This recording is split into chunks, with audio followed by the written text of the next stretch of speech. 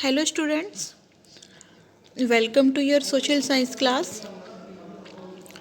Today we will read our next chapter of history, chapter number 11, the Iron Age Civilization, class 6th.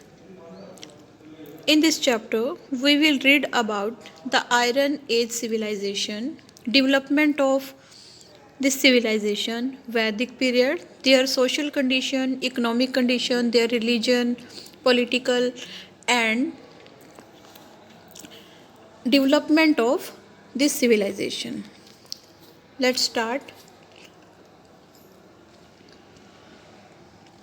The Bronze Age civilization had flourished in the eastern part of the world, as the western world was far less advanced at that time. Bronze age civilization world के eastern part में develop हुई, flourish हुई, जैसा कि जो world का western part था वो कम डेवलप हुआ था उस समय में. Around 200 BC the iron age followed by bronze age. 200 BC के समय पे ब्रोंज एज के बाद आयरन एज स्टार्ट हुई. The discovery of iron led to manufacturing of stronger tools like sickle, shovels, spades, axe, saw, nails, etc. जब iron की discovery हुई उस समय से आयरन एज बिगेन हुई. तो आयरन की डिस्कवरी के साथ जो टूल्स थे, मशीनरी थी, उसकी मैन्युफैक्चरिंग और अधिक स्ट्रॉन्ग होने लगी. तो जो पहले टूल्स थे वो ब्रोंज के बनते थे, अब वो टूल्स आयरन के बनने लगे, जैसे सिकल्स, शॉवल्स, स्पेड्स, एक्स, सा, नेल्स. ये टूल्स के नेम हैं जो उस समय पे बनाए जाते थे, वो अब आयरन के बनने लगे. दे helped in A variety of occupations. ये टूल्स अलग अलग ऑक्यूपेशन करने में हेल्प करते थे. फॉर एग्जांपल, उदाहरण के लिए, axe helped in clearing the jungles which led to large scale cultivation. Axe कुल्हाड़ी से जंगल को क्लियर करने में हेल्प मिलती थी, जिससे जंगलों को, फॉरेस्ट को क्लियर करके लार्ज स्केल पर कल्टीवेशन मीन्स एग्रीकल्चर की जाने लगी. There was an increase in a number of cities and towns. उसके बाद सिटीज़ और टाउन्स की संख्या में वृद्धि हुई. They became the centres of trade and craft. Cities और टाउन्स ट्रेड और क्राफ्ट के सेंटर्स बन गए. Many civilization started developing around the Mediterranean sea. बहुत सारी सिविलाइजेशंस मेडिटेरियन सी के अराउंड डेवलप होनी शुरू हो गई. Trade between different parts of the world, migration of people and changes in territories due to wars helped in the exchange of ideas. World के अलग अलग पार्ट्स में ट्रेड होने लगा, पीपल्स माइग्रेट होने लगे, टेरिटरीज, एरियाज़ चेंज होने लगे वार की वजह से, युद्ध की वजह से, जिसके कारण आइडियाज़ भी एक्सचेंज हुए, लोगों के विचार भी एक्सचेंज हुए. मीन टू से लोगों ने एक जगह से दूसरी जगह पे जाना शुरू हुआ कर दिया और उनके आइडियाज़ भी एक्सचेंज होने लगे. This in turn helped in the development of knowledge of art and craft. इससे आर्ट एंड क्राफ्ट की नॉलेज में इंक्रीमेंट हुआ, आर्ट और क्राफ्ट की डेवलपमेंट है वो बढ़ गई. Barter system was replaced by the use of currency.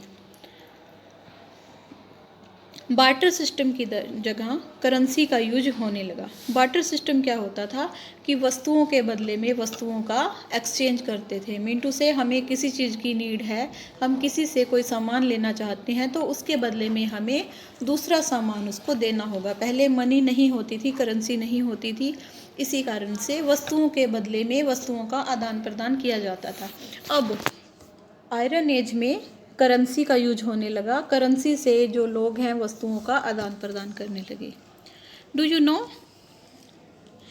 Iron age is usually associated with the painted grey ware. Iron age painted grey ware से जुड़ी हुई है.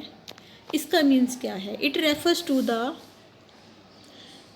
ceramic which have been fired grey and painted with black designs. तो जो iron age है उस समय पे जो सेरेमिक्स होते थे उनको जला के ग्रे कलर का कर लिया जाता था और उसके ऊपर फिर ब्लैक डिजाइन बनाए जाते थे। तो सेरामिक्स क्या होते थे? मिट्टी के बर्तन, बाउल्स होती हैं, जैसे बड़े बड़े बर्तन होते थे, उनको सेरामिक कहा जाता था। तो उन्हें आग में जलाया जाता था, उन्हें ग्रे कलर का कर लिया जाता था, फिर उसके ऊपर ब्लैक कलर से पेंटिंग की जाती थी। The greatest achievement of the iron age was in the field of literature. Iron age की जो सबसे अधिक अचीवमेंट रही वो फील्ड ऑफ लिटरेचर में रही। लिटरेचर बहुत डेवलप हुआ। Great poems, dramas, grammar and history was written. इस समय के दौरान बहुत सारी पोएम्स, ड्रामाज, ग्रामर और हिस्ट्री लिखी गई। Writings was not only use to keep the records. Writings का यूज सिर्फ रिकॉर्ड्स को रखने के लिए नहीं किया जाता था, but it became a medium for self expression and communication of ideas. तो राइटिंग का यूज़ सेल्फ एक्सप्रेशन और कम्युनिकेशन के आइडियाज़ को रिज़र्व करने के लिए किया जाता था। तो जो राइटिंग्स हैं वो खुद को एक्सप्रेस करने का मीडियम बन गया था, अपने कम्युनिकेशन के आइडियाज़ को रिज़र्व करने का मीडियम बन गया था। The great thinkers wrote about the injustice that was prevail in the society. उस समय के दौरान जो ग्रेट थिंकर्स रहे उन्होंने इनजस्टिस के बारे में, अन्याय के बारे में लिखा, जो उस समय उस सोसाइटी में रहने वाले लोगों के साथ हो रहा था, उस समय की सोसाइटी में प्रचलित था। उस अन्याय के बारे में, उस इनजस्टिस के बारे में ग्रेट थिंकर्स ने लिखा। दिस पीरियड आल्सो सा डेवलपमेंट ऑफ मैनी रिलीजन। इस पीरियड के दौरान बहुत सारे रिलीजन्स की डेवलपमेंट को भी देखा जा सकता है। Remains of some of the ancient civilizations during Iron Age have been found in many parts of the world, like Greece, Rome and Iran.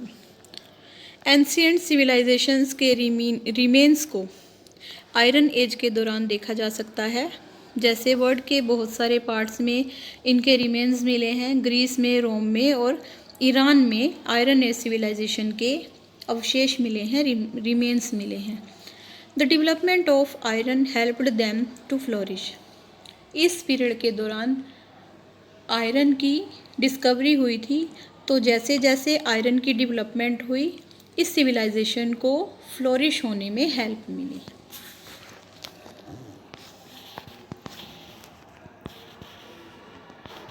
In the table given below we find a comparative study of Greek, Roman and Aryan civilization। जो table नीचे दी हुई है इसमें हम Greek, Roman और iron civilisation के बारे में कंपैरेटिव स्टडी करेंगे, इनका कंपैरिजन करेंगे। सबसे पहले है ग्रीक सिविलाइजेशन, उसके बाद रोमन सिविलाइजेशन एंड उसके बाद ईरानियन सिविलाइजेशन, ईरान की सिविलाइजेशन। सबसे पहले रिलीजन। ग्रीक सिविलाइजेशन में जो पीपल थे worshipped many gods and goddess, supreme God Jesus. People बहुत सारे गॉड्स और गॉडेस की वर्शिप करते थे, उनका जो सुप्रीम पावरफुल गॉड था वो था जीसस। रोमन सिविलाइजेशन के पीपल बहुत सारे गॉड्स का ध्यान करते थे, उनकी वर्शिप करते थे, जैसे वीनस, वेस्टा, ये उनके गॉड्स थे। इसके अलावा वो जुपिटर, मार्स, मरकरी और जूनो की भी वर्शिप करते थे। ईरानियन, ईरान के जो पीपल थे वर्शिप्ड गॉड्स इंद्र, वायु, मित्रु, फायर एंड जोरोएस्ट्रियनिज्म।